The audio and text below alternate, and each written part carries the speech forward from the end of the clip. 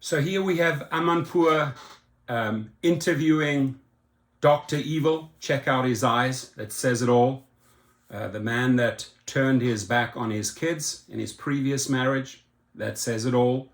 And you also turned your back on Ukraine. I want to remind people, when the war broke out, the first company to shut down, he gave the instructions to stop Uber, right? While Bolt, taxis carried on driving people to safety, right? He bailed.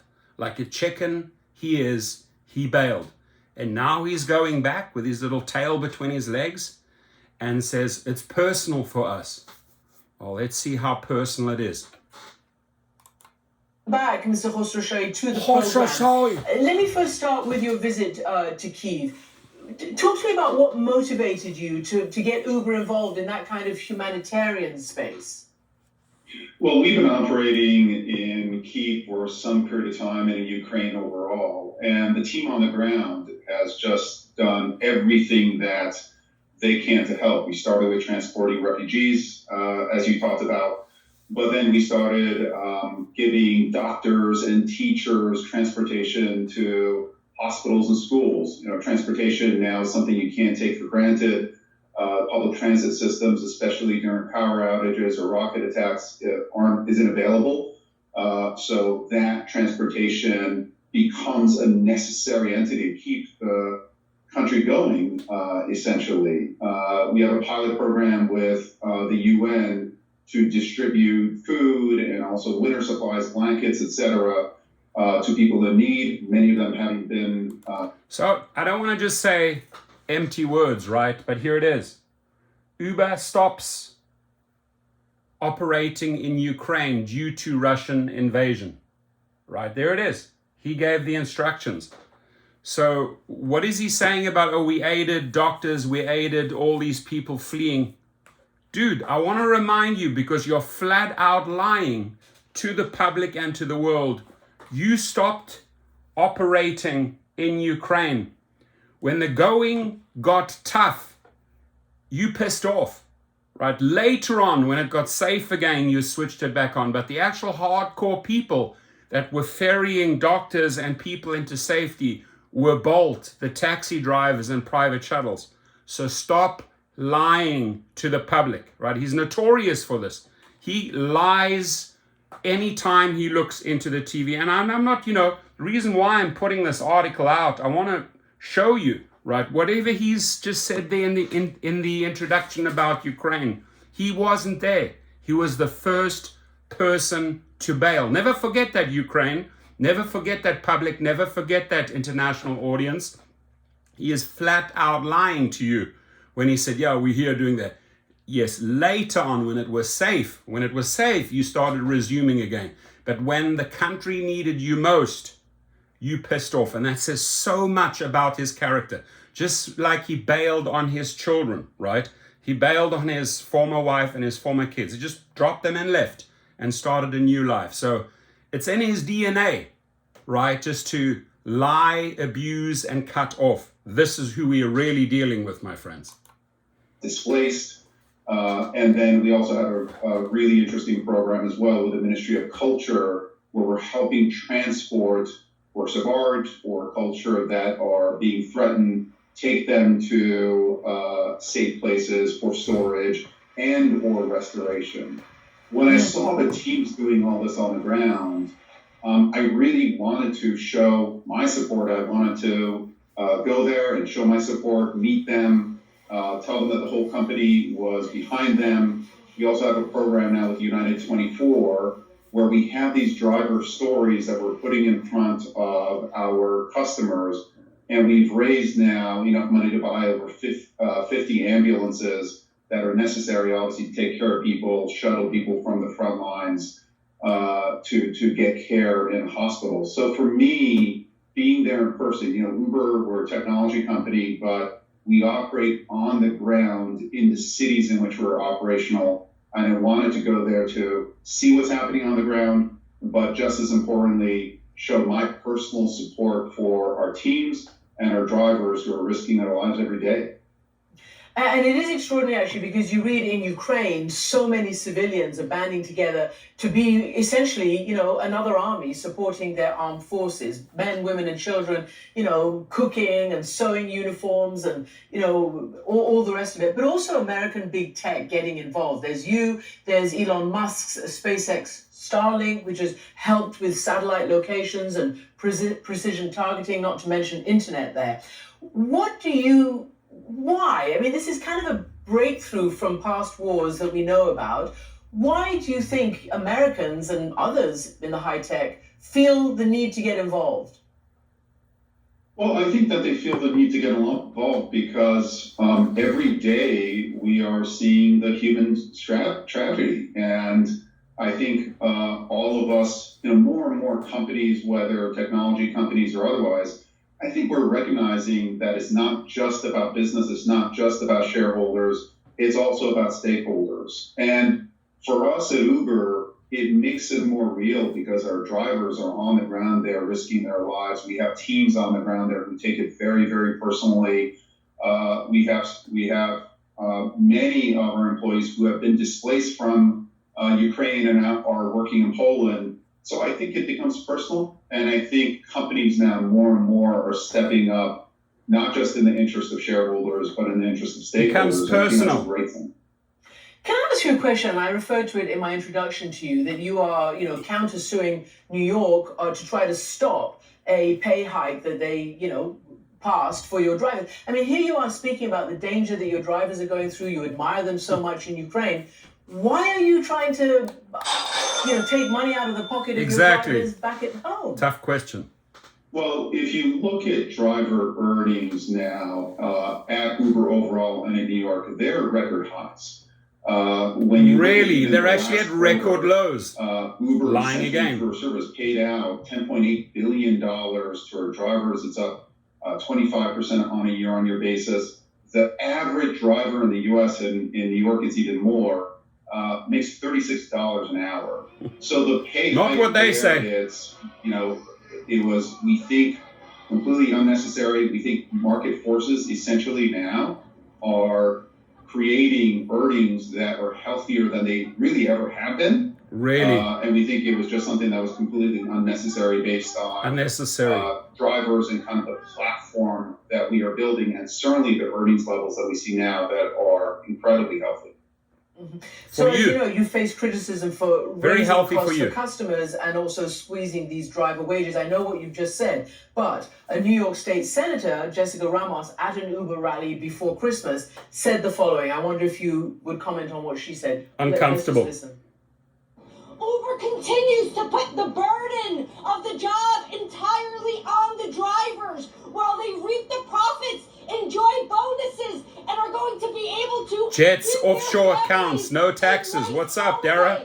Meanwhile, the men standing behind me on strike today, who are fathers, sons, grandfathers, yearning to offer their children a nice Christmas, a nice holiday, won't be able to do so because of Uber's greed. Thank you. Dara, is greed good again? I think the fact is, Christian, that these are, talking points that the senator used, but the facts are that we are passing. The facts are that you lie. The price increases. The facts are that you lie. Earnings this last quarter were up over 25% on a year-on-year basis. Average earnings levels were $36 an hour. They wouldn't be striking and protesting if they were happy, Darren. The senator said. All over the country. When you look at actually the number of drivers on our platforms, it's up 60% year on year. And the fact is, in the U.S., if you want a job, you get a job. And the fact that 60% growth on our platform indicates that the combination of earnings and flexibilities that you have on our platform are very, very attractive in this economy. And so words are words, but the numbers for us bear out the fact that the numbers for you make sense, not for the drivers. And we are passing on those price increases to driver earnings. Mm-hmm. So look, you're on your way to Davos, which is known as, the elite talking shop. It's called the World Economic Forum, and you talked about numbers. So let me give you a few numbers. Oxfam has just said that the top 1% captured nearly twice as much new wealth as the rest of the whole world during the pandemic. Their fortune soared by 26 trillion, while the bottom 99% saw their net worth rise by 16 trillion. I know that's a lot of numbers, but you see the inequality gap. You know, I just want to know why you feel that you need to go to Davos. What is it for? What does it do for you at this time? To mix with the rich. Are you rich. Concerned about this very, very pronounced inequality gap that just keeps growing? Yeah, I think the inequality gap is a fundamental, real issue. Fucking hypocrite. That every society has to take on. And the fact is, it hasn't gotten better. And until we find a real solution, we got to keep working at it. You know, for us, as it relates to Davos, it is the opportunity for us to talk to our stakeholders, to talk to investors, governments, etc. To bribe. And the fact is that we are the largest platform for flexible work in the world. There are now over 5 million earners who are earning on our platform in one way or the other. And as I said before, today, the earnings levels are incredibly strong. They're growing on a year-on-year basis, and these earners get to retain flexibility as well. We want to talk and get feedback from our stakeholders regarding the future of work and certainly the future of work on the Uber platform. You know, obviously, one of the big inequality drivers and existential crises is the climate. And you've said that you wanted to get the entire Uber fleet, you said in 2019, all electric by 2025. You've now pushed that back about 5 years. Why did you change? How much has this whole pandemic and the war set back the international climate mitigation agenda? So we haven't pushed it back at all. 2025 was the target that we had in London. 2030 is a target that we've set for the US, Canada, Europe, 2040 all over the world. And we are absolutely a leader in terms of sustainability. We are working with companies like Hertz, who's buying Teslas, putting them onto our platform. If you look at Europe today, about 7% of kilometers on the Uber platform are electric. That's 5 times the kilometers of the general public in Europe as well. So the penetration as far as EVs on our platform is significantly higher than the broader population. The average Uber driver, of course, you can expect, drives a lot more than the average person. So it's incredibly important for us to step up ourselves. We've committed $800 million to help drivers make that transition from internal combustion engine to EVs.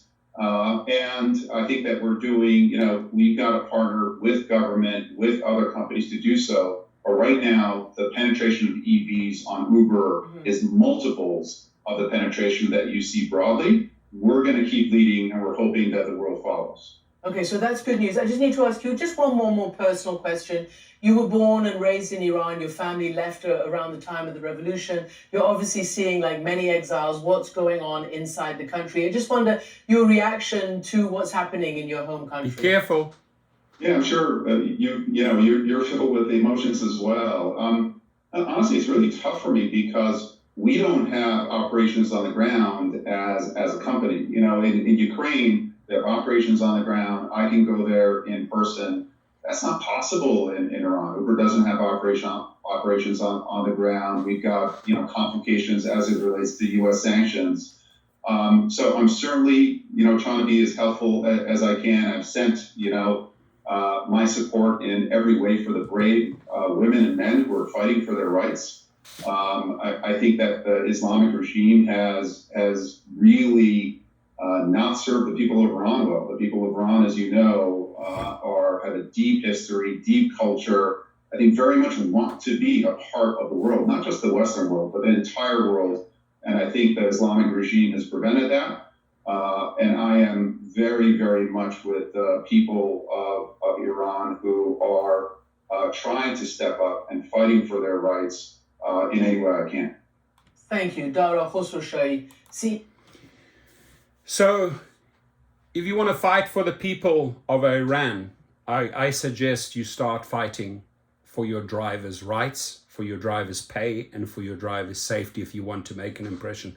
This was 12 minutes filled with lies. I already showed you what they did in the beginning in Ukraine. They bailed out. He's trying to pretend to be the hero now.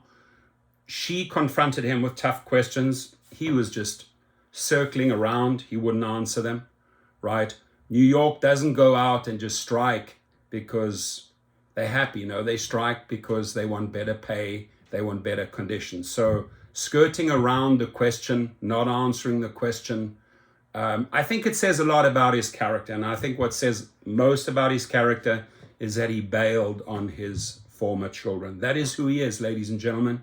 No matter how much he tries to smile and talk and woo the public in his interviews, it's very see-through who this man is, right? This is Dr. Evil. And Khosrowshahi, there are not many CEOs that have to spend $2 million on security, right? That shows that you are worried, right? That shows that you have started a lot of fires and people are pissed off with you. They are infuriated. You've been baiting, switching, manipulating millions of people's lives. Don't pretend otherwise.